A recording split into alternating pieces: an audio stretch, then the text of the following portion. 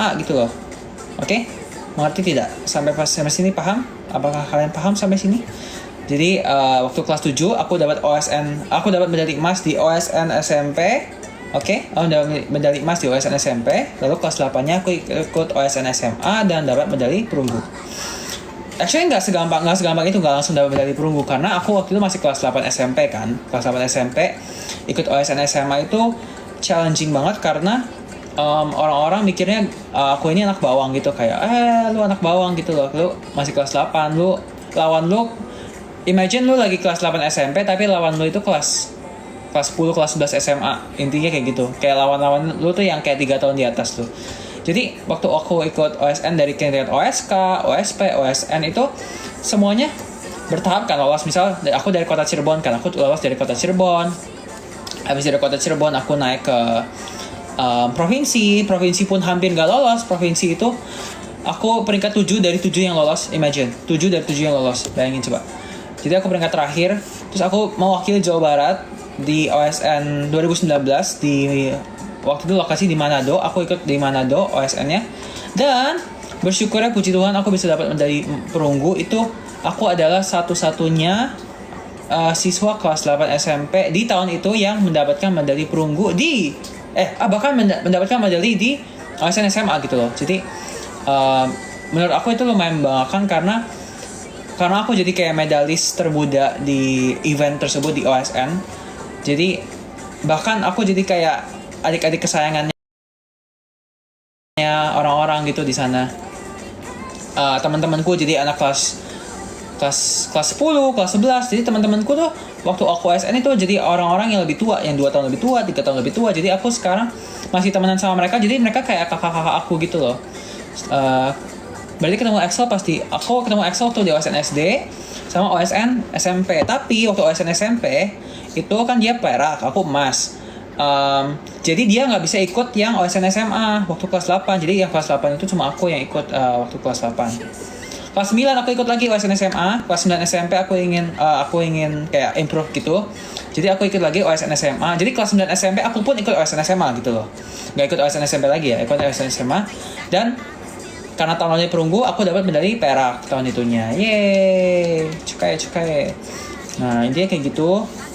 Sebenarnya sesimpel itu sih ceritanya. Kayak pokoknya aku waktu kelas 8 SMP itu aku hebohnya dulu sempat kayak berita di mana-mana karena aku dapat medali di tingkat SMA gitu loh. Karena aku masih kelas 8 SMP. Dulu aku masih bulat banget. Ada fotonya nggak ya?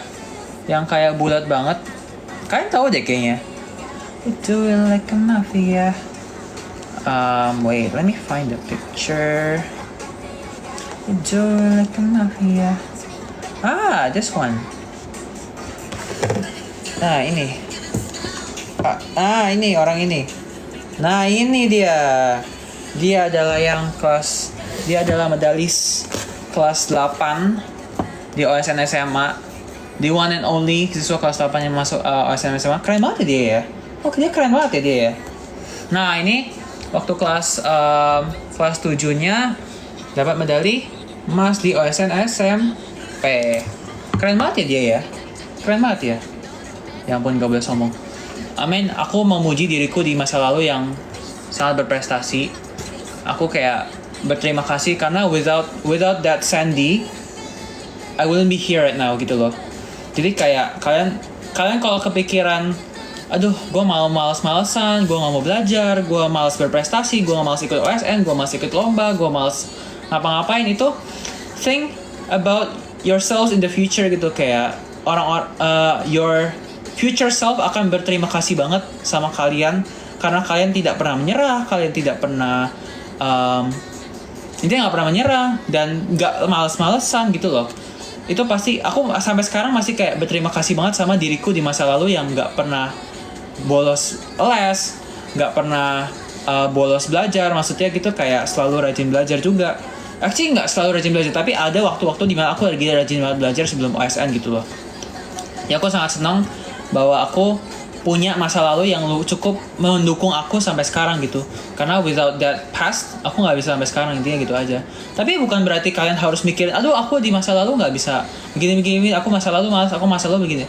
Intinya kamu bisa berterima kasih sama masa lalu, tapi yang intinya yang paling penting itu adalah kamu di masa sekarang gitu loh. Kamu bisa apa di masa sekarang? Kalau kamu cuma mikir masa lalu doang yang udah lewat ya sama aja bohong. Intinya ya masa sekarang juga penting gitu. Kalian malah yang paling penting itu masa sekarang, yang apa yang bisa kalian lakukan gitu loh. Intinya gitu aja sih. Apa definisi sukses? Menurutku definisi sukses adalah bisa membahagiakan orang lain, terutama orang tua. Karena aku ngerasa kalau membahagiakan diri sendiri itu ada lebih, actually nggak sesusah itu ya. Kalau aku membahagiakan diriku sendiri tinggal kayak beli tiket konser terus konser, that's it gitu loh. Tapi kalau misalnya mau membahagiakan orang lain itu lebih effort ya, karena kayak lu punya beban yang harus lu lakukan. Intinya untuk aku sih lebih ke orang tua ya, gimana cara orang tua aku bisa bahagia sih, gitu aja. Motivasi belajarnya apa? Aku motivasi belajar adalah supaya tidak menyesal di masa depan. Intinya gitu. Karena kalau kamu dapat nilai jelek without even trying to belajar gitu loh, kayak lu langsung nyerah, kayak malas belajar, terus tiba-tiba dapat nilai jelek, bahkan ada penyesalan kayak aduh kenapa nggak nyoba belajar aja ya, it could be better gitu loh.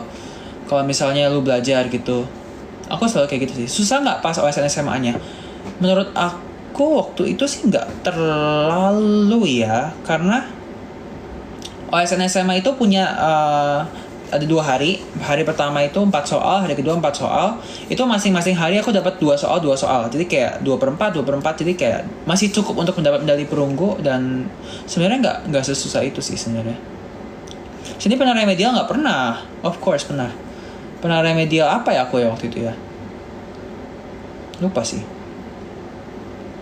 Oh, aku pernah remedial kimia tahu. Aku pernah remedial kimia, bahkan nilainya sampai 5,2. Tapi 5,2 itu ternyata tertinggi satu kelas. Jadi kayak satu kelas remedial semua.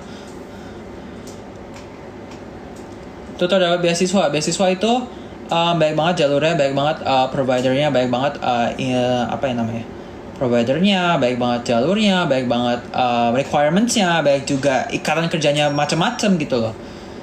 Jadi lu harus pilih-pilih juga gitu, kayak beasiswa apa yang cocok, beasiswa apa yang mau kamu ambil, beasiswa apa yang bisa kamu ambil juga. Jadi kayak requirementnya coba kamu cek gitu.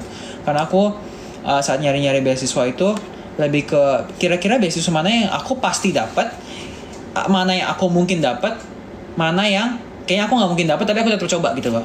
Jadi kayak tiga level ini. Harus ada beasiswa yang kamu merasa kayak aku pasti dapat nih beasiswa ini. Terus yang kedua itu yang tengah kayak aku ya kayaknya dapat deh gitu. Yang terakhir itu kayak kamu nggak mungkin dapat tapi kamu tetap mau coba. Jadi kayak hoki-hokian yang terakhir itu. Nilai terendah di SMA aku nggak ingat sih. Masuk kuliah ujian itu sesuai bidang apa gimana tadi hilang. Carikat OSN itu mulai dari OSK tingkat kota itu wakil sekolah, terus tingkat provinsi wakil kota, per nasional wakil provinsi, udah sampai nasional gitu. Itu OSN. Aku lagi sariawan guys, sakit banget.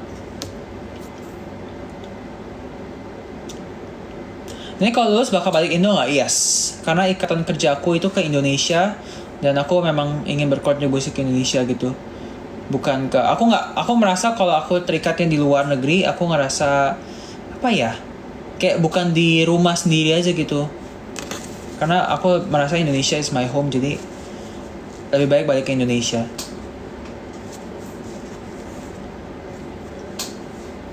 Kasian aku mau ultah. Oke, happy birthday. Thank you Yuli, thank you. More questions. Besok ada Olimpiade Biologi. Semangat. You can do it. Actually, aku mau ngomongin tentang kayak my skin like currently. Actually sebenarnya tuh banyak banget yang nanya kayak kok mulus banget. Sebenarnya nggak semulus itu guys, nggak semulus itu. Oke? Jadi ada beberapa kayak poin-poin jerawat itu ada. Cuma aku lagi nyobain produk yang thank you Natha. Aku lagi nyobain produk yang katanya kayak bisa calming, dan it actually works. Not gonna lie, it actually works. Jadi kayak aku sempat merah-merah di jidat tuh kayak merah-merah semua. Terus when I tried this product for 4 to 5 hari, 4 to 5 days, ternyata beneran kayak bukan jerawat yang kempes tapi merah-merahnya hilang. kok bisa ya kayak, tapi aku nggak bisa spill dulu karena aku masih nyoba-nyoba terus. Kayak sebelum aku mau rekomendasi ke kalian, aku mau nyoba-nyoba terus tentang this product beneran, I'm not gonna lie, kayak beneran bisa. Nih tadinya merah-merah guys, ini tadinya merah-merah, gue nggak bohong, tadinya merah-merah sampai kayak udah lumayan hilang sisa bekas jerawat-jerawatnya doang. Thank you, who's that, kayak sisa gitu doang. Seneng banget loh aku, karena aku tadinya tuh salah skincare kan, sempat salah skincare, jadi kayak breakout. That's so cute. Sering kayak breakout di sini, di sini, di sini, sini, sini tuh kayak baik banget breakout. Tapi karena akhir aku udah berhenti skincare yang lama, terus aku nyobain deh skincare tuh lumayan works gitu. Jadi tapi aku nggak mau spill dulu karena aku mau terus coba sampai benar-benar aku yakin kalau ini oke. Aku nggak mau rekomendasi skincare yang kayak cuma FOMO doang gitu. Kamu udah makan tau udah? Wes mangan aku.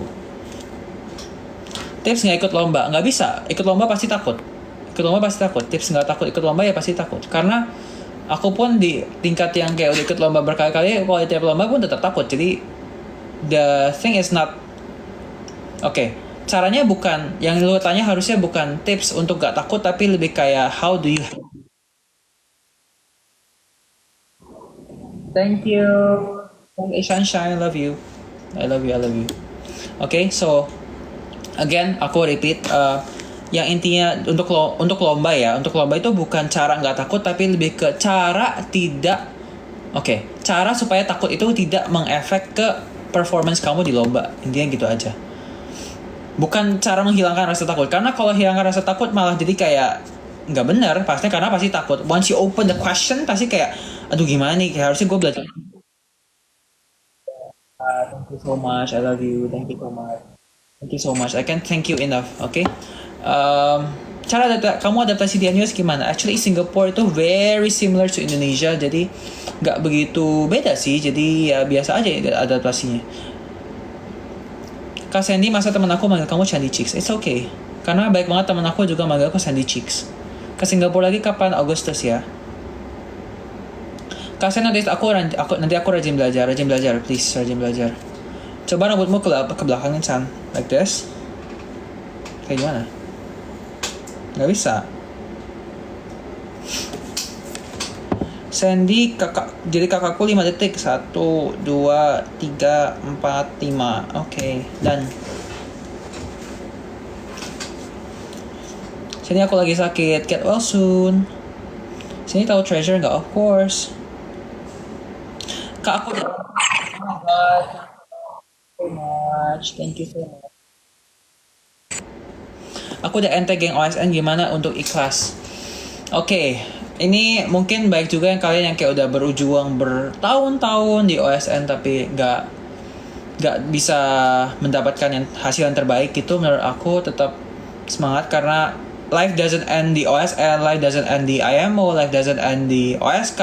Pokoknya life doesn't end anywhere gitu loh. Kalian kalau misal kalah di satu lomba itu jangan kayak ya udah menyerah. Jangan put your value di satu kayak achievement gitu. Karena walaupun aku merasa achievement terbesar aku adalah IMO, menurut aku nggak boleh menaruh diriku itu value-nya di IMO. Kalau aku nih pokoknya aku adalah bronze medalis IMO, itu nggak boleh, karena itu bakalan jadi branding yang jelek gitu loh, dan bakal nyakitin hati kamu juga, karena kamu pikirannya cuma kayak ke prestasi itu doang gitu. Maaf ya, aku masih lagi belajar tentang public speaking, so kalau ngak-ngok dikit minta maaf. Kak tahu K-pop dari mana? Aku tahu K-pop dari OSN, not gonna lie, dari OSN. Karena ada anak OSN yang waktu itu kayak nari K-pop, nari Blackpink bahkan. Soalnya kalau MTK sama Jake and Hypen, kalau dia mau. Tips hafal ingat rumus MTK. Jangan dihafal, jangan diingat, tapi lebih ke dipakai terus, digunain terus rumusnya. Kayak cari latihan soal yang banyak, terus kamu simpan rumus MTK-nya, kayak taruh di satu note. Misal kamu punya kertas kosong panjang, taruh di atas doang, kasih garis rumusnya doang. Jadi kamu siap ngerjain soal ngeliat rumus itu, kayak pokoknya sampai kamu hafal Jadi bukan ngafalin rumus ya, tapi lebih ke ngafalin. Jadi kamu akan hafal sendiri gitu loh, bukan ngafalin ya, tapi kamu akan hafal sendiri karena kamu pakai terus tuh rumusnya, kalau pakai terus, jadi akan hafal. Bukan kamu ngafalin rumusnya secara mentah gitu. Karena once kamu misalnya ada min B plus minus akar B kuadrat min 4AC per min 2A. Tapi kalau misal kamu ingat ya, B kuadrat min 4AB gitu kan udah salah langsung kan. Makanya yang kamu ingat adalah cara pengerjaan kamu dengan rumus tersebut gitu.